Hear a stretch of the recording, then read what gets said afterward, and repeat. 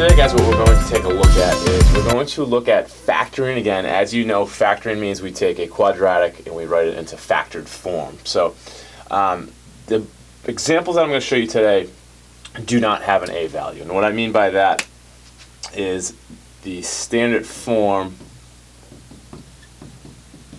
of a quadratic is ax squared plus bx equals c. So if this a value is equal to 1, we can do it this method. We can use this shortcut and it's super straightforward. But remember, the a value has to be 1. If the a value is anything other than 1, you have to use what I showed you before, the box method, or you can use that method, the X method that the girl from MIT showed you. So remember that. A has to be 1. And really you won't see anything here, right? So I'll give you an example in a minute and I'll show you what I mean by you won't see anything here. Alright, so we're going to factor this. We're going to put it into factored form. We have a quadratic. It's in standard form, highest degree to lowest degree. And all we have to do is write it in factored form. Now we want to first look at our eyes right at this location. And you can see right there, there is a 1. But you might say, no, there isn't. Yes, there is. No, there isn't. Yes, there is. Yeah, there is. There's really a 1 there because anytime you multiply by 1, it's really just the same thing. So we don't really put the 1 there. So really you can think there's nothing there, but there really is a 1. So that means I can automatically factor this into a product of binomials. All we have to figure out is what multiplies to this guy and adds to the middle one. So that's what you should be thinking to yourself. What two numbers whose product is 16 but also has a sum of 10? So that's what you really want to be asking either yourself, person sitting next to you. Think about that. What two numbers have a product of 16 but also a sum of 10?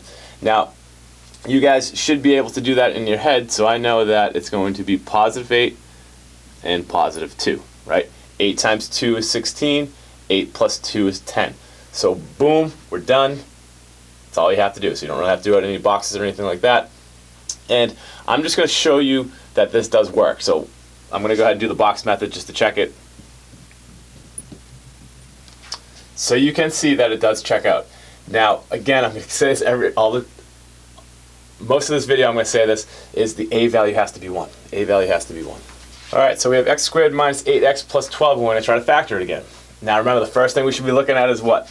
Boom. A value is 1, so that means I don't have to use the box method or the x method or whatever method that you used previously.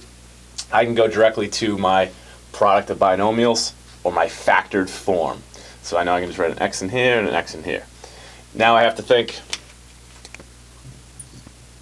product of 12, but sum of, I should have switched this, right? That should be a sum of negative 8, okay? So we have to think of those two numbers. So if it's going to be a multiplication problem, right, or you want to find the product of 12, that means that both of them have to be negative because the negative times the negative will give me a positive. Now when we add, that's okay because the negative plus a negative will also give me a negative. So when we go to do this, you guys should be thinking, or you should already know in your head, what two numbers have a product of 12 but also have a sum of negative 8? So you have to think about that in your head. Now if you can't, sometimes what I have you do is I basically go off to the side and go, alright, I know both of them have to be negative. We already talked about that. You can sit here and list them if you need to, right? You can sit here going all day, list these out, and trying to figure that out. You can check them, right? So if you do a negative 1 times negative, that gives you that. But now we want to check them to see if the addition works. So we know if I add them, will that work? That one doesn't work. If I add these, yeah, that will give me negative. So that one works. I don't even have to worry about the other one. So I know that this would be negative 2, and this will be negative 6. It's in factored form. You can check it if you need to, but you don't necessarily have to. So I know my factored form is x minus 2 times x minus 8, or the quantity x minus 2 times the quantity x minus 8. X minus 6. I was saying 8 for some reason. X minus 2 times x minus 6. Alright, here's another example. I have x squared plus 4x minus 21. Just throwing a bunch of examples at you so you can get a little bit more intel on how you actually tackle these, because the process is the same throughout, but the big thing is if the C value, the B value, if they're different signs, that's something you have to think about. So, but the first thing that you want to look at is the A value 1. Yes, I can go right to this. I do not have to worry about the box method.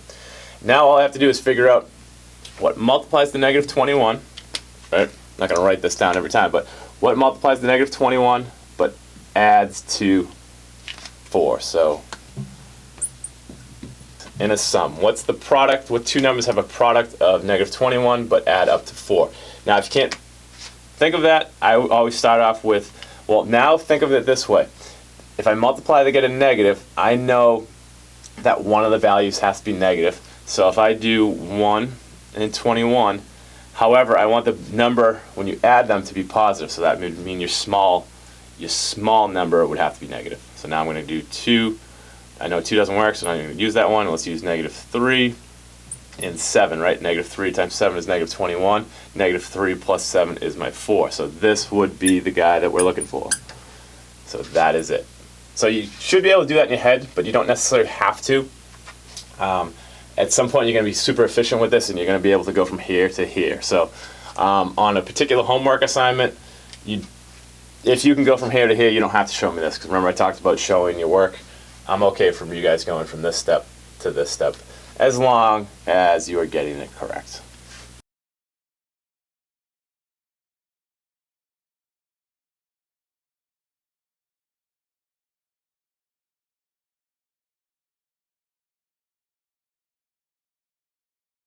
All right, so that's it for factoring when the A value is equal to 1, right? Say that to yourself. Factoring when the A value is equal to 1. So watch this over if you need to, rewind it. Make sure you do your progress problems that are aligned with this video. Make sure you take the notes correctly, right? So make sure when you're doing your notes, you want to set it up. Questions, keywords, main notes, title up top here, and then summary. Some of you guys keep forgetting the summary, so that's big. I'm looking at that right there. So make sure that you have the summary. That just gives you a chance to self-reflect on what you just watched. So good luck. Keep up the good work. You guys have been doing great. So I'll see you in class.